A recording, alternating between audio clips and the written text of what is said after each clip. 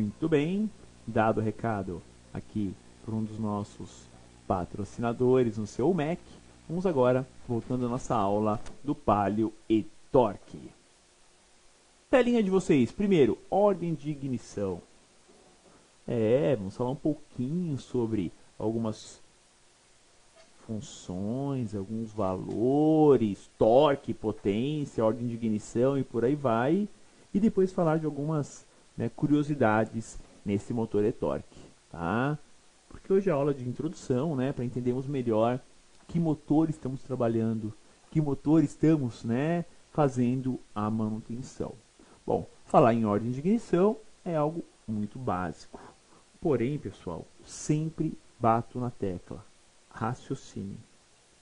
Se a ordem de ignição é 1, 3, 4, 2, qual vai ser a ordem da compressão? Não sei, nunca ouvi falar disso. E a ordem de escape? Nunca ouvi falar disso. E a ordem de admissão? Ou de injeção? Todas as ordens do motor vão ser a mesma. 1, 3, 4, 2. Só que cada um num momento diferente. A ordem de ignição 1, 3, 4, 2, tá? Você tem o quê? A ordem que vai ocorrer a combustão, o centelhamento em cada um dos cilindros. A de admissão vai ser a mesma coisa. Só que cada um no seu momento. De escape, também. De compressão, também. Raciocinem sempre quanto a isso. Esses motores são interessantes o seguinte. Você está com os 4 injetores para fora. Fazer um teste de injeção do combustível da partida. É tão rápido, mas tão rápido as leituras, que ele injeta os 4. Já durante a partida ele já identifica e injeta sequencial. É muito rápido. Eu estou com os 4 injetores afastados do coletor de admissão, ligados eletronicamente, ligados no combustível, e estou com um jornal ali, para na hora de injetar eu enxergar onde está injetando o combustível. Deu na partida, ele injeta os 4. E em seguida já começa. Na ordem. É muito curioso, realmente. Tá? É uma forma bem interessante de fazer a análise e poder concluir em relação a essa questão que eu estou falando. De ordem de ignição, ordem de injeção e por aí vai. Tá? Então vamos lá. Ordem de ignição. Qual que é a ordem de ignição deste motor? Com o sistema de ignição do tipo mapeado estático, temos na construção mecânica do motor a ordem do tipo 1, 3, 4, 2 para atender os índices do Proconv, fase 5. E ainda o sistema é flex, ou seja, usa álcool ou gasolina em qualquer mistura, em qualquer proporção. Assim temos o que? Uma forma de trabalho nesse 1, 3, 4, 2, em que o sistema já está projetado para isso. Quem determina essa ordem de ignição 1, 3, 4, 2? É a engenharia, obviamente. Mas lá no motor do carro, quem determina isso? Virabrequim, corrente e, principalmente, comando de válvulas. É o comando de válvulas, é a angulação dos cames que vai determinar isso, pessoal. É ele que vai determinar isso, tá ok? E, quando se fala em Proconv fase 5, são as fases do programa de controle de poluentes veiculares. Começou lá atrás isso, em 1988. 88. E aí veio vindo, veio evoluindo, Começou em 88, 89, 90 teve um pequeno ajuste, 97 um ajuste mais forte, E agora é a fase 5 do Proconv. E o carro ainda por cima ele é flex, ou seja, permite a utilização de álcool e ou gasolina, ou seja, ou só álcool, ou só gasolina, ou qualquer proporção dos dois combustíveis, tá? Quando se fala de potência do motor, de novo aí, ó, o FPT, o Fiat Powertrain, né? E aqui um código do bloco do motor, tá? Quando se fala de potência do motor, o que a gente tem que falar? Ah, esse motor é torque, ele tem torque. Mas será que ele tem potência? Vamos entender um pouco melhor esses números, né? Sempre falando do 1.616, tá, pessoal? Que é o foco da nossa aula. Vamos lá. Potência. Com um diâmetro de 77 milímetros e um curso de 85,8 e 1.598 cilindradas, né, centímetros cúbicos, temos uma taxa de compressão da ordem de 10,5 por 1. Pessoal, a taxa de compressão, por ser um carro flex, bem alta, ó, 10,5. Ou seja, ele comprime 10 vezes e meia, né, o volume. Ou seja, ele diminui o volume, né, mantendo a câmara de combustão. 10,5 por 1 é a taxa de compressão. Uma cilindrada, arredondando, né, de 1.600, 1.598. E um pistão, né, menos cabeçudo que o curso, né, 77 milímetros de diâmetro e um curso de 85. Potência. Em ambos os combustíveis, sempre a 5.500 rotações, temos 115 cavalos na gasolina, 117 no álcool. Ou seja, para o motor 1.6, pessoal, valores bem altos. Pensem bem, ó. Para o motor 1.6, são valores bem altos mesmo, ó. 115, 117, né? E observar isso. A diferença entre o álcool e a gasolina está cada vez menor, né? Está cada vez menor a diferença de cavalo-vapor, de potência, né? Entre gasolina e álcool. Está ficando cada vez mais equilibrado, né? A potência do motor. Bom, pode falar em potência, podemos e devemos também, nesse sistema de gerenciamento Marelli desse palio torque, falar também de torque do motor. Antes de falar de torque, eis aí, né, a corrente do motor. Então, esse sistema aplicado ao motor e-torque não tem correia sincronizadora, tem corrente sincronizadora, tá? E aí, pessoal, algo parecido que vocês já veem, né, de tendência em vários motores, né? É aplicado assim na linha Ford, na linha Nissan 1.8, né, Livina, Tida, né, usa também corrente. Então, é uma tendência em algumas montadoras adotarem a corrente ao invés da correia.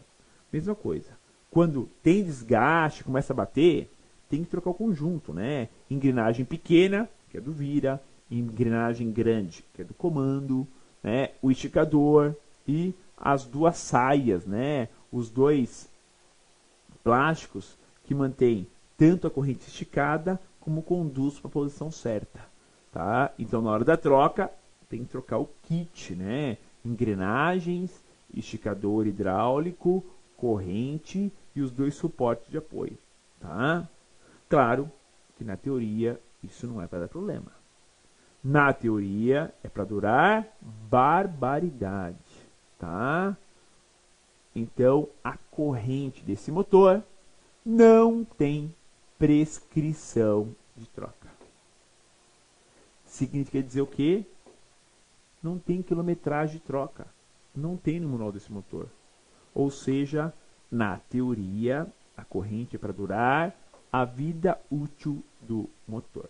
Vamos falar então sobre a corrente e aproveitar e falar de torque do motor também. Torque.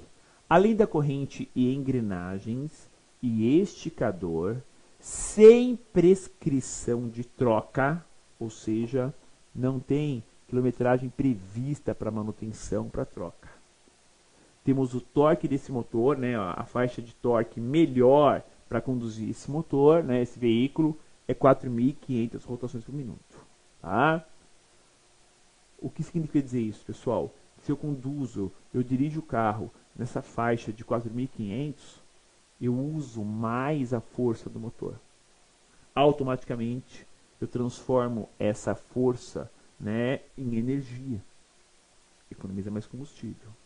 Ou seja, se eu dirigir o carro só relando o pé a 2.000 giros, bem provável que ele vai ficar mais gastão do que se eu dirigisse a 4.500.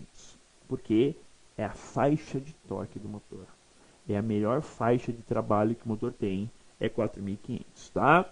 16,2 kgfm na gasolina, 16,8 kgfm no álcool.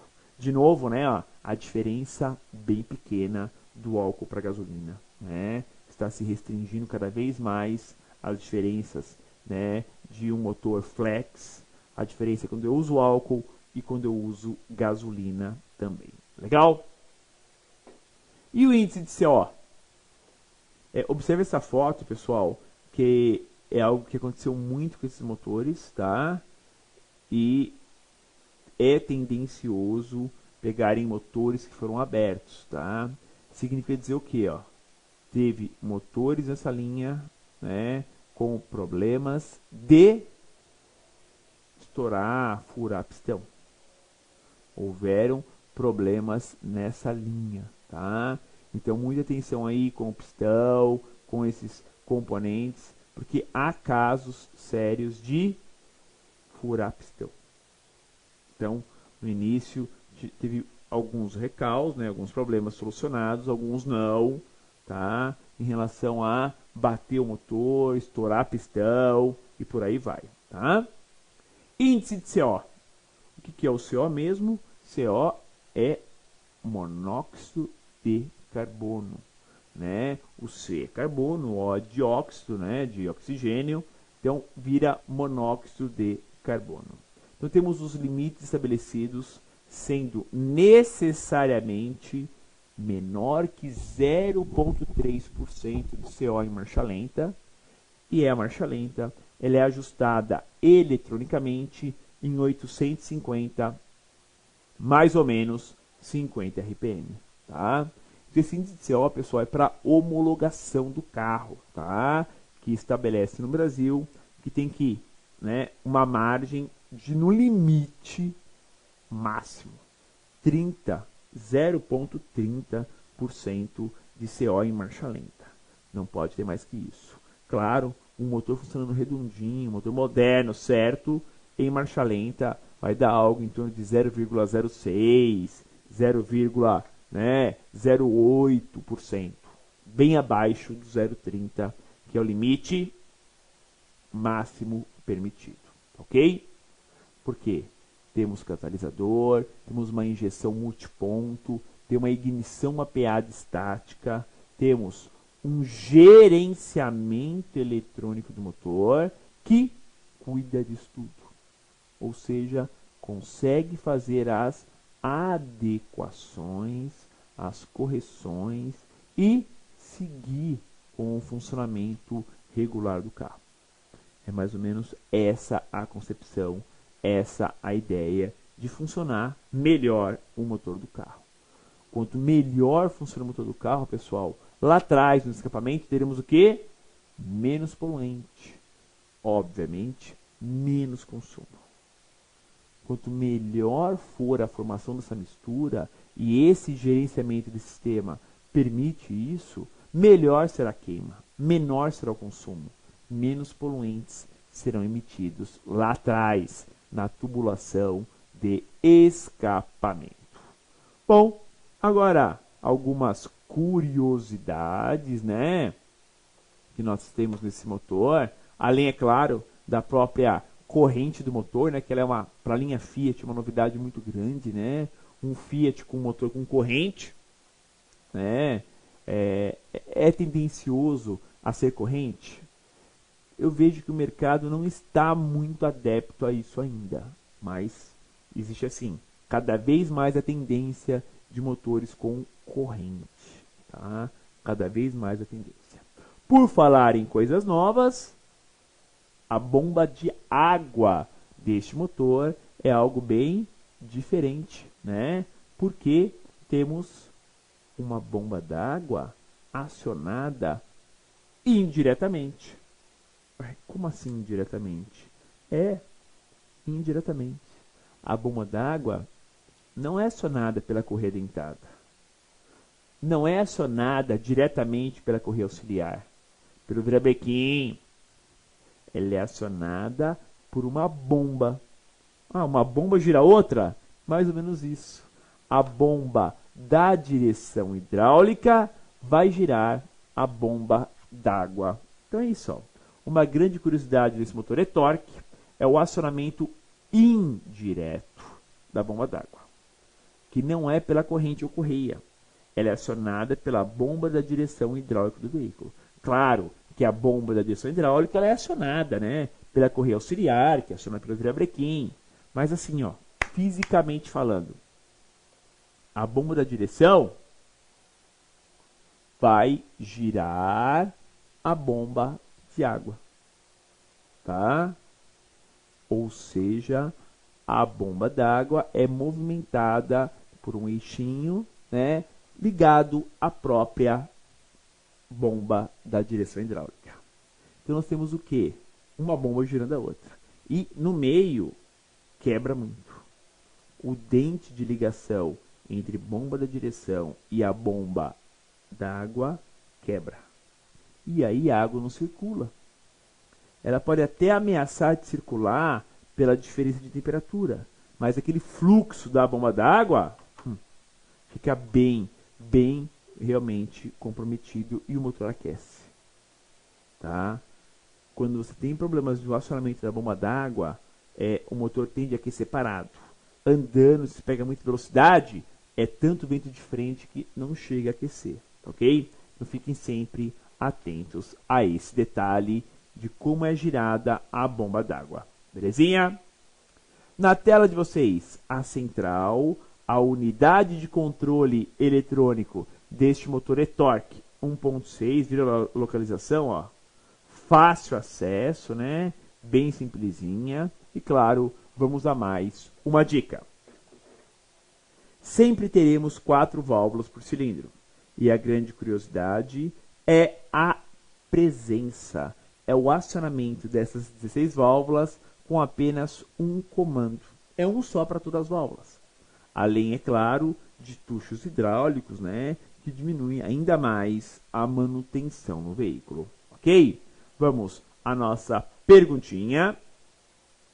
Qual é a pressão de óleo lubrificante nesse motor? Qual é a pressão do óleo? Qual valor é a pressão do óleo lubrificante? Resposta, vamos lá. 0,7 bar em marcha lenta, no mínimo, tá? Isso não é o valor real. No mínimo, 0,7 em marcha lenta e em 3.000 giros, 4 bar de pressão. Esses são os valores de pressão deste motor Palio e-torque 1.6, 16 válvulas. Ok? Muito bem, alunos do MEC. Vamos lá, retornando com o nosso plantão de dúvidas, muitas perguntinhas aqui para responder. Márcio da Clinicar perguntou: existe algum motivo especial da bomba d'água ser movida pela bomba da direção? Não, Márcio, é uma questão de engenharia, tá? Porque é um motor que usa corrente e corrente para movimentar a bomba d'água na hora da manutenção vai encarecer demais. Obviamente, né? Tem que abrir o motor para trocar a bomba d'água. Não dá. Então, é algo externo. E, pelo espaço externo, se optou pelo acionamento indireto. Bomba d'água não faz força. Ela só movimenta o eixo, né? Não é pesada. Com a mão você gira a bomba d'água, né? Então, é algo leve. Então, se optou por ser acionada indiretamente. Pedro Jerônimo de Lucena também comentou sobre a aula, sobre o motor e-torque, que está legal. Givanildo Amorim perguntou: quando dá problema de aquecimento por causa da quebra do pino, qual é a solução? É a troca da bomba? Então, depende do que quebrou. Tá? Normalmente quebra a parte de acionamento da bomba d'água, mas já vi casos de quebra da bomba da direção. E aí tem que trocar a peça mais cara, que é a bomba da direção hidráulica. Tá? Magno Bertoldi perguntou: professor, não entendi. Como é acionada a bomba d'água? É por correia ou engrenagem? A bomba d'água ela é acionada pelo eixo da bomba da direção hidráulica. A bomba da direção hidráulica é acionada pela correia auxiliar. Ok? Edson Bispo dos Santos: Qual é a diferença ou relação entre potência e o torque do motor? Bom, são coisas diferentes, tá? Quando você fala em torque do motor, está falando no tipo de força, né? Tanto é que a medida do torque do motor, tá, é em quilograma força metro. E podem ver que a rotação é diferente. O torque do motor mais alto se dá a 4.500 rotações. Já a potência ela é dada em cavalo-vapor, né? E nesse caso desse motor 1.6, a potência maior se dá aí a 5.500 rotações, tá? O mais importante na prática é o torque, tá? É o mais efetivo. Gilberto Braz comentou sobre a corrente, que a Ford garante uma autonomia de 240 mil quilômetros para os motores E-Tech Rocan. Beleza. O que é os 240 mil quilômetros? É a vida útil do motor. A projeção do motor, da linha leve, pessoal, não vai passar disso. Não passa disso. Sem ter os desgastes, o problema, o anel vai gastar, a bronzina vai gastar, o comando vai comer, a engrenagem vai quebrar, 240 mil. As correntes nos motores, uma parte interna do motor, são projetadas para durar a vida útil do motor. E se você fala de 240 mil quilômetros, é a vida útil de um motor ciclo Otto. Um motor ciclo diesel, não. Isso vai bem mais longe. Tá? Vai chegar aí a praticamente ou próximo 900 a 1 milhão de quilômetros. Mas a linha ciclo Otto, 200 mil quilômetros, passou disso, já está no lucro. A projeção do motor é para isso mesmo. É fácil, só fazer o cálculo. Quanto tempo, na teoria, dura um carro? 20 anos. 20 anos é um número bom na cabeça de vocês? 20 anos duram um carro, tá? Sem ter que fazer nada, 20 anos, sem fazer parte de estrutura ou de motor? Tá bom. 20 anos vezes 15 mil ou 10 mil quilômetros por ano que as pessoas rodam, vai dar 200 mil quilômetros. Se for 15 mil por ano, né, 20 anos vai dar 30, vai dar aí, né, um total de quilometragem de 300 mil quilômetros. Então, ó, de 200 a 300 mil quilômetros é a projeção, tá, de vida útil do carro. O motor é a mesma coisa, só que nós sabemos que na prática não é assim que funciona. Tem motor que estraga com 30 mil quilômetros, 100 mil quilômetros, um monte de motores são danificados, né? Ou seja, temos aí vários problemas relacionados ao desgaste do motor. E essa linha E-Torque, que é uma linha nova, no início teve muito problema também de motor. Bastante, tá? Para fecharmos aqui ainda, tá? O Márcio da Clinicar, também um assunto da corrente. Não entendi bem a respeito da corrente, de ter a mesma duração do motor. Isso significa que não há previsão de troca? Isso mesmo. A corrente não tem prescrição de troca. Ah, a cada 50 mil, 100 mil. Não tem. Quando for fazer o motor que você vai trocar a corrente. Não tem a preventiva da troca da corrente do motor. Somente a corretiva realmente. Tá ok? E Carlos Alexandre de Oliveira. Professor, defeito na bomba d'água, troca as duas? Não. Vejo que quebrou. Se é só vazamento de água, você troca só a bomba d'água. Se parou de girar a bomba d'água, você vê se o defeito é o pino da bomba de direção ou da parte da bomba d'água. Troca só aquela que apresentar problemas. Ok? Realmente, essa é a ideia da bomba d'água. Vou até colocar na telinha de novo para vocês, ó. Para vocês visualizarem novamente, ó. A polia, temos a parte da bomba da direção e a parte da bomba d'água. É ligada uma à outra. Belezinha? Muito bem. Caros alunos do Universo do Mecânico, chegamos ao final de mais uma aula técnica. Primeira aula do Palio E-Torque 1.6, 16 válvulas. Semana que vem, vamos desvendar os mistérios, as comunicações da ECU, a Unidade de Controle Eletrônico do Motor. Um abraço a todos e até a nossa próxima aula.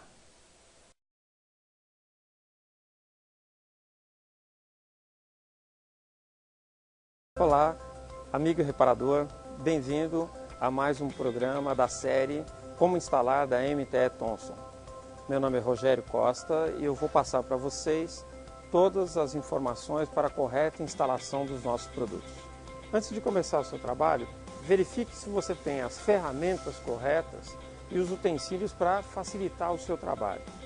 Lembrando que o uso de equipamento individual de proteção é recomendável também. Quanto ao descarte de materiais líquidos, fique atento à correta destinação de cada um deles. Para a troca do plug eletrônico do Corsa, por exemplo, recomendamos retirar a bobina de ignição.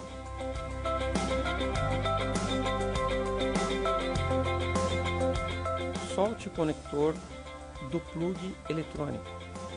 Note que no sensor novo já vem o anel de vedação. Solte com a chave de 19 mm, girando no sentido anti-horário o plug eletrônico usado. Coloque o plug eletrônico novo no menor tempo possível para não se perder muito líquido do sistema. Rosqueie com a mão o novo plug e o aperte com a chave de 19 mm. O torque de 20 Nm. Recoloque a bobina de ignição em seu lugar. Esperamos ter ajudado com essas informações. Acompanhem sempre os nossos capítulos da série Como Instalar. Qualquer dúvida ou sugestão, entre em contato conosco. Até a próxima!